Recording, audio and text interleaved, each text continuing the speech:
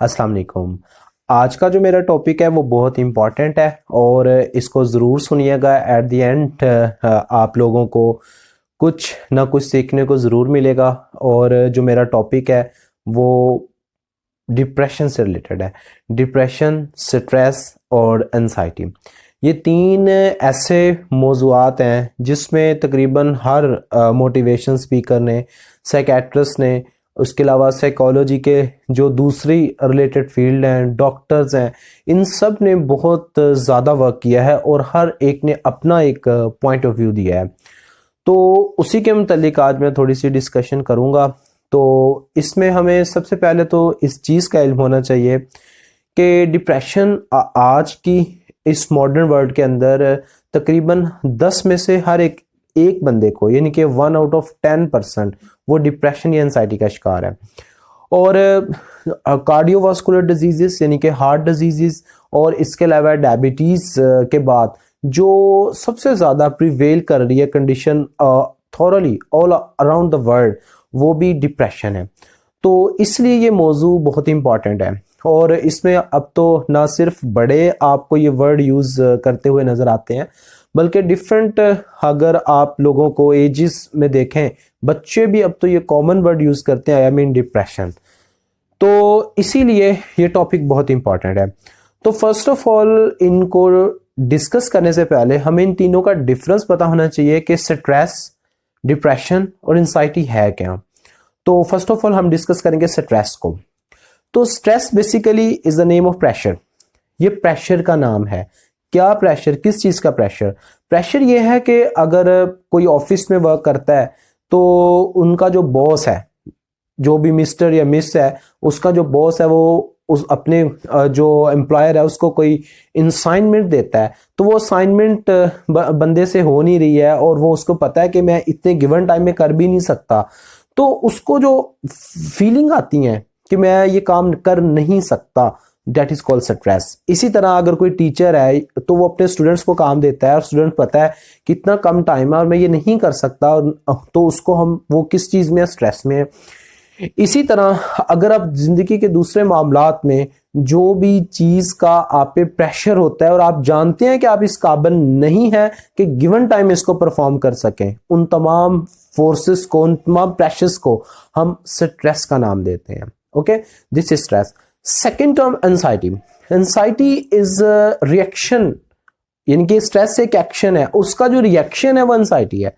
मसलन अगर मैंने काम नहीं किया तो जो मेरा बॉस है मुझे जॉब से निकाल देगा, तो ये जो आंसर है ना, रिएक्शन है स्ट्रेस की वजह से, यानी कि आप जॉब से निकाले जाने का डर। इसी तरह अगर आप काम करके याद नहीं जाते तो स्टूडेंट को जो टीचर्स का डर है कि वो मुझे क्लास में डांटेंगे, दैट इज एंजाइटी। और इसी तरह अगर आप जिंदगी के मामलात में कोई भी ऐसा मामला जिसमें स्ट्रेस की वजह से आप में खौफ पैदा होता है, आप में डर पैदा होता है, उसको हम एंजाइटी बोलते हैं। तीसरी टर्म मोस्ट इंपॉर्टेंट, वो है depression.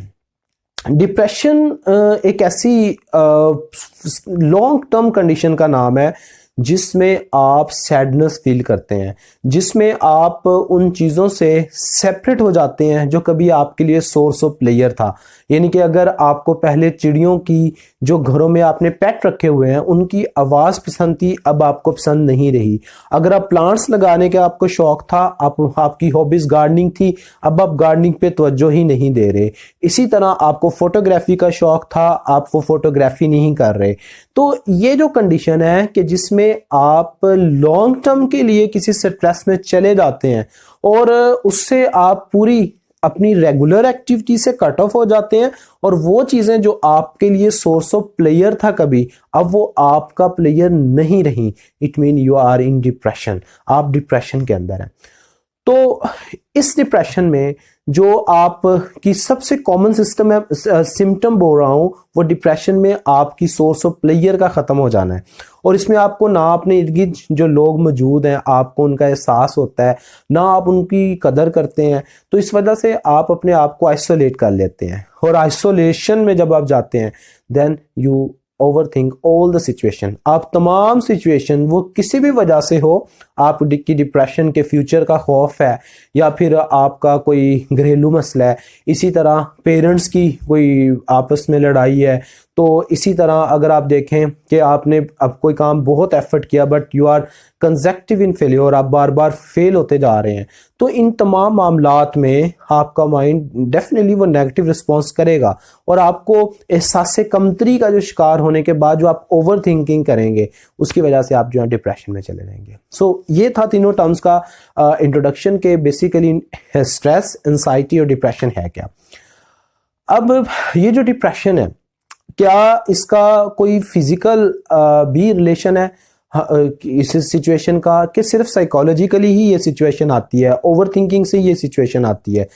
So according to biologist, basically जब आप किसी नेगेटिव चीज को सोचते हैं या फिर किसी भी ऐसी चीज को सोचते हैं तो जिसकी वजह से आपको पता है कि आपको प्रॉब्लम्स आने वाली हैं या आप प्रॉब्लम फेस कर सकते हैं, तो उसकी वजह से आपके दो प्लेयर के हार्मोन सेरोटोनिन एंड डोपामिन, ये दोनों आपकी बॉडी का जो सिस्टम है, इनके ब्रेन से इन दोनों का जो अखराज है वो कम हो जाता है या बिल्कुल जीरो हो जाता है।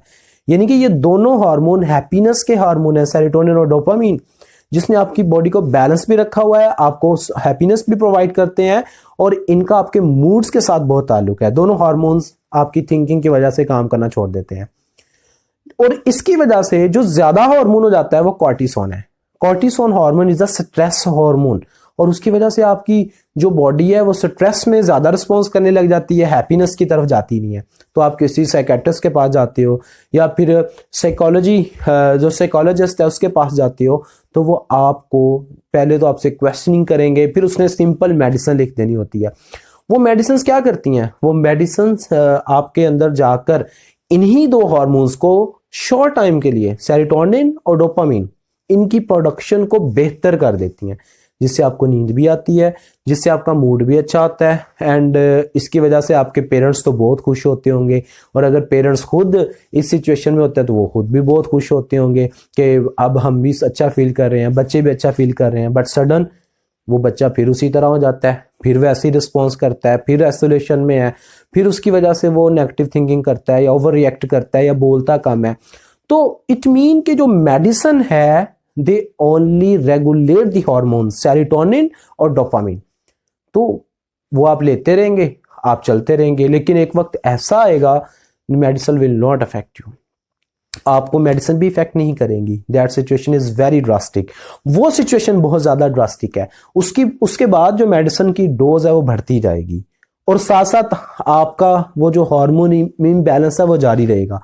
इसकी वजह से क्या होगा, जब ये सिचुएशन पहुंच जाती है तो देन इसका जो ट्रीटमेंट है वो बहुत मुश्किल हो जाता है। सो ये तो था फिजिकल रिलेशन। तो इट मीन के जो डिप्रेशन है इसका हमारी फिजियोलॉजी के साथ, हमारी फिजिकल बॉडी के साथ ताल्लुक है, बॉडी फंक्शन के साथ इसका ताल्लुक होता है in the form of hormones. लेकिन जो सबसे बड़ी चीज जो डिप्रेशन में वो है आपका अपनी बॉडी पे कंट्रोल है। कोई साइकोलॉजिस्ट सही नहीं कर सकता, कोई डॉक्टर सही नहीं कर सकता, कोई मोटिवेशनल स्पीकर सही नहीं कर सकता। ये जो डिप्रेशन के मामलात हैं इसमें सिर्फ और सिर्फ जो सबसे भारी जिम्मेदारी होती है वो आपकी अपनी होती है। अगर कोई भी प्रॉब्लम आता है उसकी वजह से उसको दिल पे लेने की बजाय, उसको ओवर थिंक या ओवर रिएक्ट करने की बजाय आप सिंपल उससे उठें और अपने आप को समझाएं कि ये काम मैंने करना है या ये काम मेरे बस में नहीं है, I will do my best, मैं अपना सबसे बेस्ट दूंगा। और आप अपनी एबिलिटीज पे यकीन रखते हुए, ये नहीं कि आपको कोई प्रेशर आया है और उसको आप सोचने बैठ दें, और उसको सोचने की बजाय यू शुड मूव फॉरवर्ड, आपको आगे बढ़ना चाहिए। क्योंकि जो एक एग्जाम्पल देते हैं कि अगर अंडे को बाहर से कोई फोर्स लगे तो जिंदगी खत्म हो जाती है, लेकिन अगर अंदर से कोई फोर्स लगे और वो टूटता है तो जिंदगी का आगाज होता है। इट मीन कि जो चेंज है वो आपके अंदर से आनी है। यानी कि हार्मोन का जो बैलेंस रखना है आपके मूड्स पे डिपेंड करता है कि आप स्ट्रेस वाले हार्मोन को पैदा होने दे रहे हैं या फिर आप सोर्स ऑफ प्लेयर वाले हार्मोन्स को पैदा होने दे रहे हैं। सो ये अप टू यू, ये आप पर डिपेंड करता है। और एज ए मुस्लिम भी हमें इस चीज का पता है कि डिप्रेशन का सबसे बड़ा इलाज क्या है, अल्लाह पर कामल यकीन।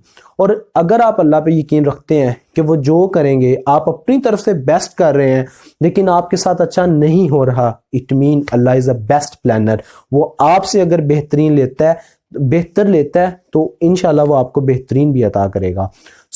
इस वजह से मैं आप लोगों को यही कहूँगा कि अगर आप किसी भी ऐसी सिचुएशन से गुजर रहे हैं, आप ओवर थिंकिंग का शिकार हैं, आप डिप्रेशन का शिकार हैं, देन अपने आप से अहद कर लें कि मैं अब इस चीज़ पे नहीं सोचूंगा। अब तो बहुत सारे इश्यूज हैं जिन पे बात की जा सकती है और उसमें सबसे कॉमन टीन एज में जो डिप्रेशन की वजह बन रहा है वो ब्रेकअप्स हैं।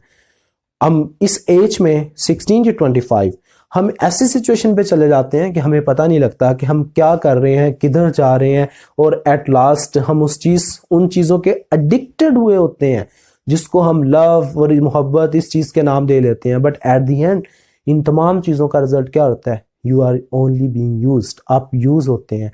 और उसके बाद क्या होता है? जिसने आपके साथ बुरा किया उसको जत्ती भर भी परवाह नहीं होती, बट आप क्या करते हैं? आप अपनी थिंकिंग की वजह से अपने आप को रुइन कर देते हैं, अपने आप को तबाह कर देते हैं।